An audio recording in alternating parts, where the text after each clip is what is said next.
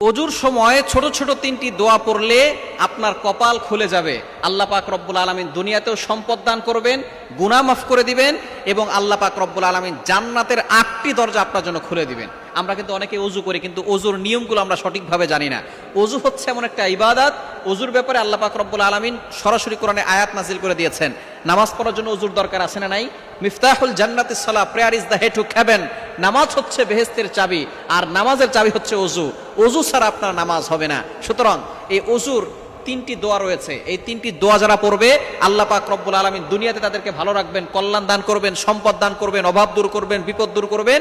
আখিরাতে আল্লাহ তাআলা নাজাতের ব্যবস্থা করে জান্নাতের 8টি দরজায় খুলে দিবেন। নাম্বার 1, 1 নম্বর হচ্ছে ওযুর শুরুতে বিসমিল্লাহ পড়া। আমরা অনেকে পড়ি না। যদি বিসমিল্লাহ না পড়েন আপনার ওযু পরিপূর্ণভাবে হবে না। ওযু হবে, তবে সে ওযুর যে একটা পরিপূর্ণতা আছে এটা আপনার হবে না। এই জন্য প্রথম শুরুতেই আপনি বিসমিল্লাহ পড়ে নেবেন। দ্বিতীয় নাম্বার, ওযুর মাঝখানে একটা দোয়া আছে। এই দোয়াটা পড়লে আল্লাহ তাআলা আপনার গুনাহ মাফ করে দিবেন। গফির লাহু মা তাকাদ্দামা মিন দামবি ওয়াল previous sins will be forgive. তার পিছনে সব গুনাহ আল্লাহ তাআলা ক্ষমা করে দিবেন। দোয়াটি হচ্ছে আল্লাহুম্মা গফিরলি দামবি ওয়াসসি'লি ফি দারি ওয়া বারিকলি ফি রিজকি। আপনি এই দোয়াটা পড়লে আল্লাহ গুনাহ মাফ করবেন, আপনার রিজিকও দান করবেন, সম্পদ দান করবেন। আর 3 নাম্বার, ওযু শেষ করার পরে কালিমায়ে শাহাদাত পড়বেন। আশহাদু আল্লা ইলাহা ইল্লাল্লাহ ওয়াহদাহু লা শারীকা লা ওয়া আশহাদু আন্না মুহাম্মাদান আবদুহু ওয়া রাসূলুহু। নবীজি সাল্লাল্লাহু আলাইহি সাল্লাম জানিয়ে দিয়েছেন এই দোয়া যে পড়বে তার জন্য জান্নাতের 8টি দরজায় খুলে দেওয়া হবে।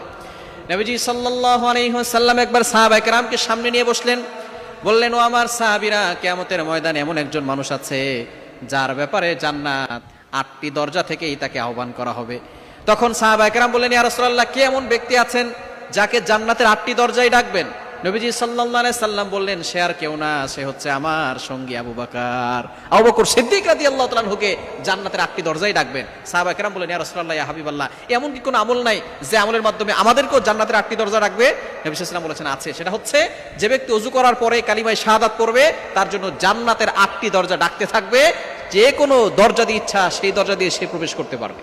এজন্য আমরা ওযুর সময় 3টি দোয়া পড়ব। আল্লাহ পাক রব্বুল আলামিন সকল বিপদ আপদ থেকে হেফাজত করবেন, দুনিয়া ও আখিরাতের কল্যাণ আমাদেরকে দান করবেন।